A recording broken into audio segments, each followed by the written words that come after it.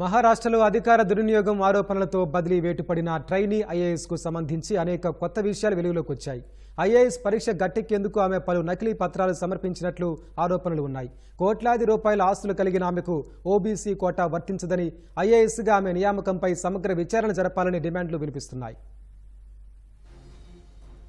గొంతెమ్మ కోర్కెలతో మహారాష్ట్ర ప్రభుత్వ ఆగ్రహానికి గురైన ట్రైనీ ఐఏఎస్ అధికారిని పూజా ఖేద్కర్ కు సంబంధించి మరికొన్ని వివాదాలు తెరపైకి వచ్చాయి. సివిల్ సర్వీసెస్ పరీక్ష పాస్ అయ్యేందుకు ఆమె పలు నకిలీ పత్రాలు సమర్పించినట్లు ఆరోపణలున్నాయి. వాటిని నిర్ధారించే వైద్య పరీక్షలకు డుమ్మా కొట్టినట్లు తెలుస్తోంది. అధికార దుర్వినియోగానికి సంబంధించి అనేక ఆరోపణలు రావడంతో ఆమెపై బదిలీ వేటు వేశారు. అసిస్టెంట్ కలెక్టర్ అయిన పూజా ఖేద్కర్ ప్రొబేషనరీ అధికారులకు లేని అధికారాలు ఉపయోగించుకున్నట్లు గుర్తించారు. ఆమె తన ఆడి కారుకు రెడ్ బ్లూ బీకన్ లైట్లు, వీఐపీ నంబర్ ప్లేటుతో పాటు మహారాష్ట్ర ప్రభుత్వం అనే స్టిక్కర్ పెట్టుకున్నారు. ఆమె ఈ సౌకర్యాల కోసం కింది స్థాయి అధికారులపై ఒత్తిడి తెస్తూ జరిపిన వాట్సాప్ సంభాషణల స్క్రీన్ షాట్లు వైరల్ అయ్యాయి. ఓ ఉన్నతాధికారి నుంచి సిబ్బంది నంబర్ తీసుకున్నట్లు ఆమె పేర్కొన్నారు. ఈ సందర్భంగా ఆమె కొన్ని డిమాండ్లు చేసి తాను వచ్చే నాటికి వాటిని పూర్తి చేయాలన్నారు.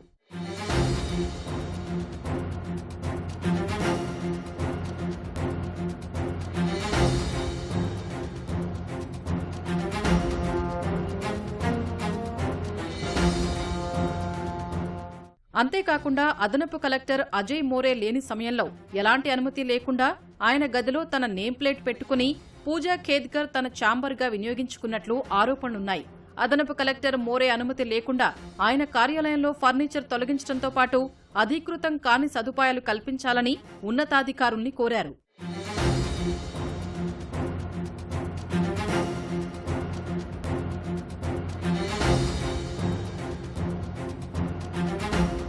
పూజా ఖేద్కర్ తండ్రి విశ్రాంత ఉన్నత ఉద్యోగి అని గుర్తించారు. ఇటీవల జరిగిన పార్లమెంటు ఎన్నికల్లో వంచిత్ అఘాడీ తరపున ఆయన పోటీ చేసినట్లు ఆరోపణలున్నాయి.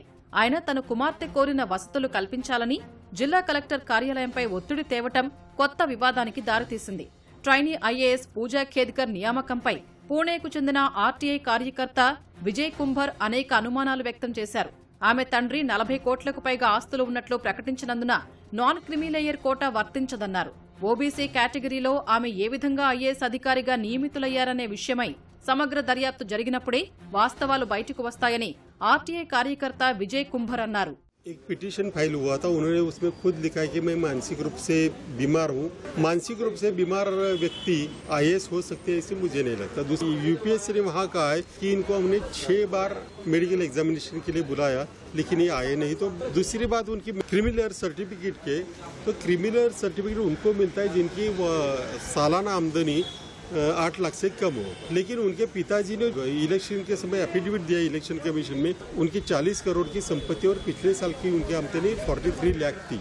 उनकी 110 एकड़ जमीन है। महाराष्ट्र में एग्रीकल्चर लैंड सेलिंग एक्ट लागू है, तो वहाँ 54 एकड़ से ज्यादा जमीन कोई नहीं रिलीज करता। 7 फ्लैट्स है, 6 दुकान है, डायमंड्स है, सोने की घड़ी है। लेकिन इतनी प्रॉपर्टी है तो उनको फिर క్రిమిలేయర్ సర్టిఫికేట్ नहीं मिल सकता. పూజా ఖేద్కర్ వ్యవహారాన్ని పూణే కలెక్టర్ సుహాస్ దివాసే మహారాష్ట్ర ప్రభుత్వ ప్రధాన కార్యదర్శి దృష్టికి తీసుకెళ్లడంతో ఆమెను పూణే నుంచి వాసిం జిల్లాకు బదిలీ చేశారు.